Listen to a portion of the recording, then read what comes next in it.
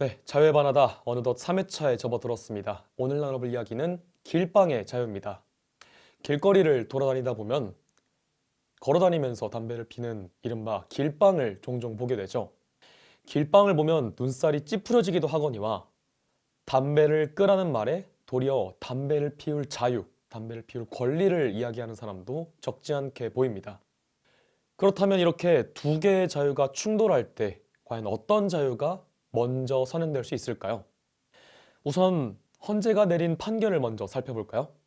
2004년 헌법재판소는 흡연권은 사생활의 자유고 혐연권은 생명권에 직결되는 권리이기 때문에 혐연권이 상위의 기본권이라고 규정짓고 있습니다. 그러니까 두 개의 자유 중 명확히 우선하는 자유가 있다는 의미죠. 실제로 우리나라는 1995년 국민건강증진법 제정을 시작으로 공중이용시설의 금연구역을 점점 확대해 왔습니다. 2013년에는 PC방, 2015년에는 음식점까지 모두 금연구역으로 지정하며 이 혐연권을 강력히 보장해 왔죠. 이게 일반적으로 당연하게 여겨지는 게 담배라는 게 이게 피우는 사람에게만 해로울 뿐 아니라 그 담배 냄새를 맡는 사람들에게도 큰 피해가 가는 거잖아요. 심지어는 이 간접 흡연이 직접 흡연보다 더 위험하다는 연구 결과도 있습니다. 이 흡연자는 필터를 통해서 연기를 들이마시지만 이 불끝에서 타오르는 연기는 필터 없이 우리 코에 들어오기 때문이죠. 그리고 심지어는 이런 간접 흡연을 넘어서 3차 흡연이라는 말까지 있습니다. 이 담배 연기가 눈에 직접 보이지는 않아도 담배의 독성 물질은 흡연자의 머리카락이나 옷에도 달라붙어 있거든요. 경희대병원 연구에 따르면 담배 연기의 니코틴 성분이 공기 중에 아질산과 반응하면 강력한 발암 물질인 니트로사민을 형성하는데 이게 먼지에 섞여 있다가 비흡연자의 호흡기나 피부에 흡수될 수도 있다고 합니다. 특히 키가 작아서 어른의 딱 손높이에서 숨을 쉬는 어린아이들에게는 더더욱 치명적이겠죠. 이렇게 담배의 해로움이 우리의 건강에 직결되기 때문에 흡연에 대한 자유는 어느 정도 제한될 수밖에 없을 것 같습니다. 타인의 건강을 해치면서까지 자유를 보장받을 수는 없을 테니까요. 그런데 여기서 한 가지 의문이 들죠. 그럼 흡연자는 죄인인가요? 내 돈 내고 담배 피울 자유는 없는 건가요? 결론부터 말씀드리면 그렇지 않습니다. 방금 말씀드렸던 2004년 헌법재판소 판결문을 꼼꼼히 뜯어보면요. 헌재는 흡연권 역시 헌법 제10조 행복추구권과 제17조 사생활의 자유에서 비롯되는 엄연한 기본권이라고 규정하고 있습니다. 다만 그보다 상위 권리인 건강권과 충돌할 때 제한될 수 있음을 말하는 바이죠. 자, 그럼 여기서 문제는 흡연의 자유를 보장하는 방식이겠네요. 국민건강증진법에 따라 금연구역은 기하급수적으로 증가해 왔습니다. 하지만 흡연자들이 정당하게 담배를 피울 공간은 턱없이 부족합니다. 이 서울시 통계에 따르면 금연구역은 약 30만 곳에 달하지만 공공흡연시설은 그 0.03% 수준인 100여 곳에 불과합니다. 이 피울 곳을 주지 않고 무조건 여기서 피우지 마라고 이야기하는 것은 결국 흡연자들은 골목길이나 건물 뒤편으로 내몰리는 결과를 맞게 됩니다. 당연히 피우지 말라는 데서 피웠다는 걸 잘했다고 하는 게 아닙니다. 국가적인 차원에서 국민 모두가 담배를 피우지 않는 게 베스트겠지만 사실 그게 현실적으로는 쉽지 않잖아요. 24년 기준 대한민국 흡연율은 16.7%에 달합니다. 심지어 남성으로 치면 28.5%, 거의 3, 4명 중 1명은 피우는 꼴이죠. 그런데 흡연구역은 2024년 서울시 기준으로 103곳에 불과합니다. 금연구역은 30만 곳에 달하는데도 불구하고요. 서울의 흡연인구 추정치가 300만 명인 걸 고려하면 흡연시설 한 곳당 3만 명이 들어서는 셈인데 너무 적은 것 같지 않나요? 이웃나라인 일본과 한번 비교해 보겠습니다. 도쿄는 이 길빵에 대해 우리보다 더 엄격합니다. 23개 특별구 대부분이 노상흡연을 조례로 금지하고 있고 위반 시 최대 2만 엔의 과태료를 부과하고 있죠.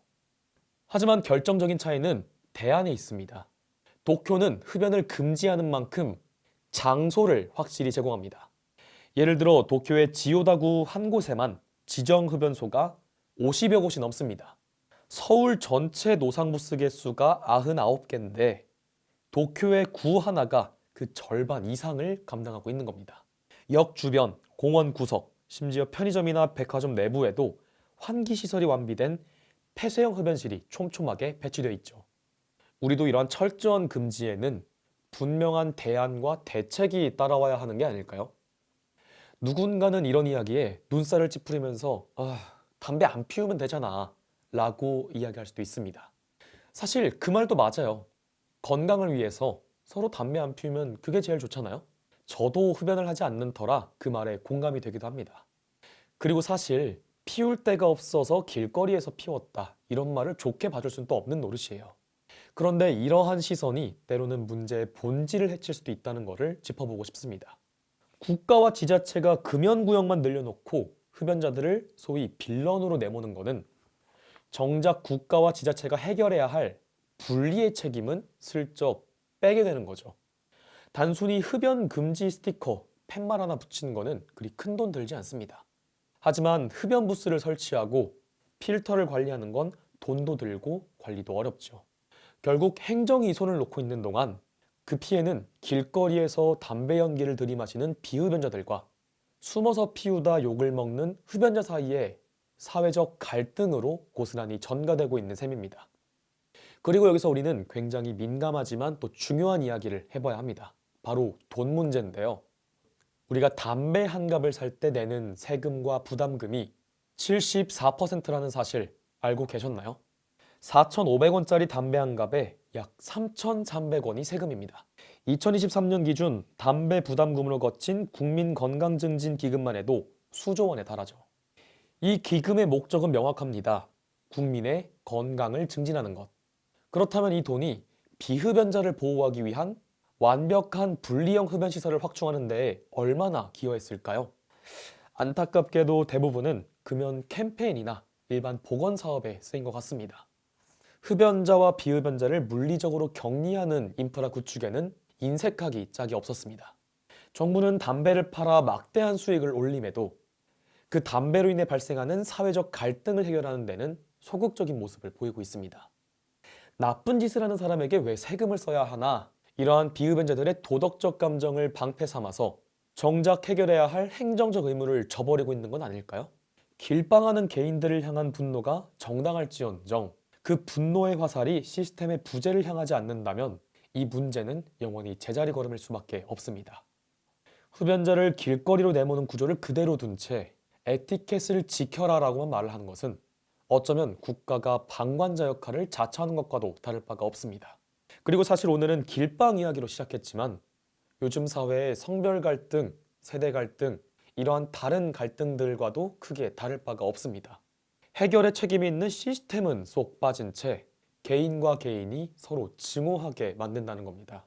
시스템이 자원을 배분하고 규칙을 정교하게 다듬어 갈등을 중재하는 대신 너희끼리 알아서 싸우고 감시해라 라며 방치하는 순간 정치는 사라지고 혐오만 남습니다. 오늘 이야기한 담배의 사례가 그 대표적인 예시인 거죠. 담배 안 피우면 되잖아 라는 도덕적 비판은 매우 간단합니다. 하지만 그 비난이 거세질수록 우리가 낸 막대한 세금이 정작 어디에 써야 하는지, 왜 비흡연자의 건강권을 보호해야 할 분리시설이 제대로 확충되지 않았는지, 이러한 행정적 책임에 대한 비판은 흐릿해집니다. 결국 우리는 길거리에서 담배를 피우는 사람과 싸워야 할 게 아니라 흡연자와 비흡연자를 길거리에서 마주치게 한 그 구조와 싸워야 하는 게 아닐까요? 개인이 개인을 비난하는 데 에너지를 다 써버리면 시스템은 변하지 않습니다. 그리고 시스템이 변하지 않는 한 우리는 내일도 모레도 또 다른 주제로 서로의 눈살을 찌푸리며 싸우게 될 테죠. 오늘 길빵에서 시작해 우리 사회의 갈등 구조 전반에 대해서 이야기를 해봤는데요. 우선 자유는 타인의 권리를 침해하지 않는 선에서 보장됩니다. 하지만 그 선을 긋는 것은 개인의 양심만이 아니라 정교하게 설계된 사회적 약속과 시설이어야 합니다. 연기는 흩어지면 그만이지만 그 자리에 남은 서로에 대한 혐오의 감정은 쉽게 사라지지 않습니다. 이제는 왜 피우냐 혹은 왜 참지 못하냐라는 비난을 넘어서 왜 우리는 아직도 길거리에서 서로를 밀어내야 하는가, 이 시스템에 대한 질문을 던져야 할 때인 것 같습니다. 제가 준비한 이야기는 여기까지입니다. 오늘 주제에 대한 의견이 있으시다면 댓글로 남겨주세요. 지금까지 자유의 바나다 이재건이었습니다.